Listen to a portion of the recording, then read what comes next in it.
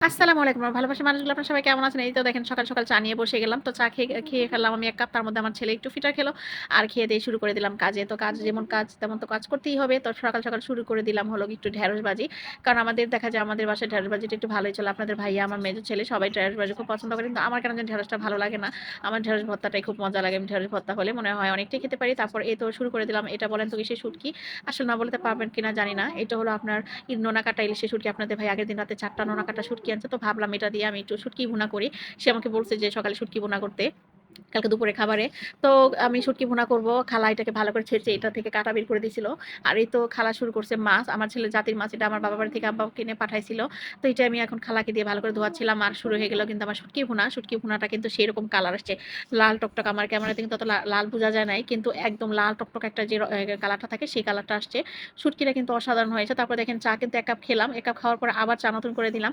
আর আপনারা অনেকে ভাববেন যে আমার চুলার ধারে এরকম শুকনা মরিচ কেন রাখি?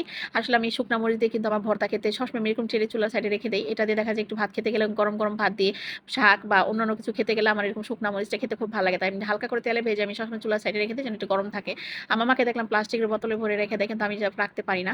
তারপরে তো আমার চাটাও প্রায় হয়ে গেছে। চায়ের কালারটা আর আমার এই চায়ের কালারটা আমার কাছে খুব ভালো লাগে। আমার তৃপ্তি অনুযায়ী মনে করেন চা বানাতে গেলে যখন একটু ঘ্রাণ আসে তখনই মনে হয় যে চাটা পারফেক্টলি এনামো হয়েছে। চা। আমি চা খেয়ে তৃপ্তি পাই। ফাইনালি এখন চা হয়ে গেছে। তো ছেলেদের জন্য সুন্দর চাটাও চায়ের রেডি কালার। করে ফেলছি। এখন চা আমিও এখান থেকে আবার একটু খাবো। আমার কিন্তু এ পর্যন্ত ২ বেলা চা খাওয়া হয়ে গেছে। কারণ আমি নাস্তা খেলাম। তারপর আবার ছেলে যখন হলো ছেলেদের জন্য একটু নাস্তা নিলাম, তখন চা দিলাম। আর জাতির মাছও রান্না করে ফেললাম। ১ পাতিলা গরম পানি দিলাম। গরম পানি দিয়ে আমাদের এখন মানে গরম পানিটা আমাদের সিদ্ধ পানি খেতে আমাদের কিন্তু নিচে পুরো সাবমার্সিবল কিন্তু তারপর আমরা সিদ্ধ করে পানি খাই। আমি কাঁচা পানিটা খাই কিন্তু আপনাদের ভাইয়া সিদ্ধ করে খায় তা নাকি পেট কামড়ায়। তো যাই হোক এখন সিদ্ধ করে পানি দিয়ে আসলাম। এটা বলক হবে আর এই ফাঁকে একটু পেঁপে কাটলাম। পেঁপেটা কিন্তু খুব মজার মনে হচ্ছে যে আমি এখানে আম খাচ্ছি। কিন্তু আসলে এটা কিন্তু পেঁপে। আমার সারাদিনের খাওয়া তো একটুই। আছে না যে অনেকে বসে, বসে ১ প্লেট ১ বাটি খায় এরকম আমার এরকম না। আমি কেটে রাখলে এখান থেকে ২-৩ পিস খাই এটুকু। আর এই যে দেখেন আমার ছেলের কাজটা কি? সে চা খেয়েছে, রুটি খেয়েছে আর বাকিটা অর্ধেকটা ফেলে দিয়েছে। তো এই আরকি। আর সবকিছু শেষ করে এখন চলে আসলাম। কাজ-টাজ সবই শেষ। খালা চলে গেল আমাদের মুরগির দিকে। তো মুরগিটা মাশাআল্লাহ অনেকটা বড় হয়েছে। সবাই কিন্তু মাশাআল্লাহ বলবেন। এখন আপনাদের ভাইয়া বলতেছে এগুলো জবাই করে ফেলতে। বলতেছে আমরা যেহেতু শীত আসতেছে আর পালতে হবে না। আর আমি কখনো কিন্তু মুরগি পালি না। শখ করে কিন্তু মুরগি আনছে বাচ্চারা। সে থেকে মুরগিটা পালা আরকি। তো ওই মুরগিটা মাশাআল্লাহ অনেক, অনেক বড় হয়েছে। এটাকে আলাদা করে দেওয়া হয়েছে। কারণ ঘুঘুকে সে যে এখন কামড় দেয়, ঘুঘুর পায়ের নিচে পড়ে, ঘুঘুর দেখা যায় অনেক সময় মারা যাবে। অনেকটা সময় ছিল ঘুঘুর সাথে।